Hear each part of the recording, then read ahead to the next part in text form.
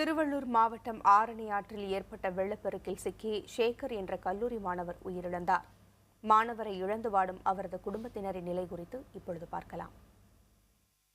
திருவள்ளூர் மாவட்டம் ஆரணியைச் சேர்ந்த பத்மநாபன் என்பவரது இளைய மகனான சேகர்தான் அந்த குடும்பத்திலிருந்து உயர்கல்வி பயில கல்லூரி சென்ற முதல் மாணவர்.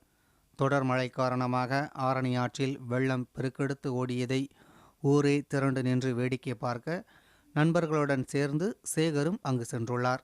அப்போதுதான் அந்த விபரீதம் நடந்தேறியுள்ளது.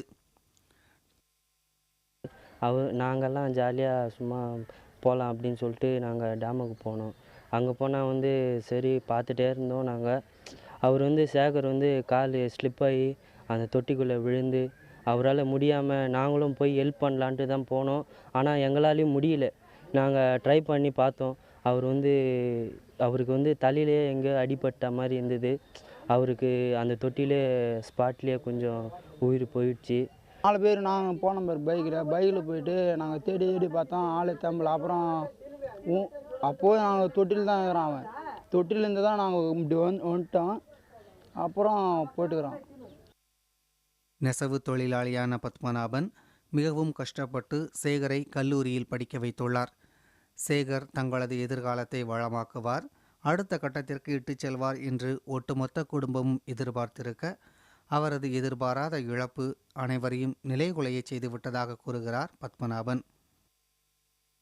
நாங்கள் நெசவு தொழில் செய்கிறது கூலிக்கு தான் மாறு அடிக்கிறோம். கூலி வச்ச தறி அதே வாடகை தான் கொடுத்துருக்குறாங்க. ஒருத்தன் படிக்கிறான், ஒருத்தன் கொளுத்து வேலை செய்கிறான். இவனும் அவனை நம்பி தான் நாங்கள் இருக்கிறோம். ஏதோ பண்ணிக்கின்னு இருக்கிறோம். இப்போ அவனே போயிட்டான். நான் என்ன செய்யறதுன்னு தெரியல. அவன் தான் மழை போல் நம்பின்னு சொன்னாங்க. நான் சம்பாதிச்சுன்னு வந்து தரேன், உனக்கு எதுக்கு கேட்பான். நீ அழாதம்மா, நான் இருக்கிறேம்மா, உனக்கு எதுக்குமான்னு. சேகரின் உயிரிழப்புக்கு அரசு சார்பில் நிவாரணம் தரப்படும் என்ற போதிலும் எவ்வளவு பணம் கொடுத்தாலும் அவரது உயிரை மீட்டெடுக்க முடியுமா, சேகர் விட்டுப்போன வெற்றிடத்தை இட்டு நிரப்ப முடியுமா என்று கண்ணீர் விடுகிறது அவரது குடும்பம். உயிரையும் உறவுகளையும் ஒருபோதும் பணத்தால் நேர் செய்துவிட முடியாது என்பதே சேகர் குடும்பத்தினரின் உணர்வுகளிலும் வார்த்தைகளிலும் வெளிப்படுகிறது.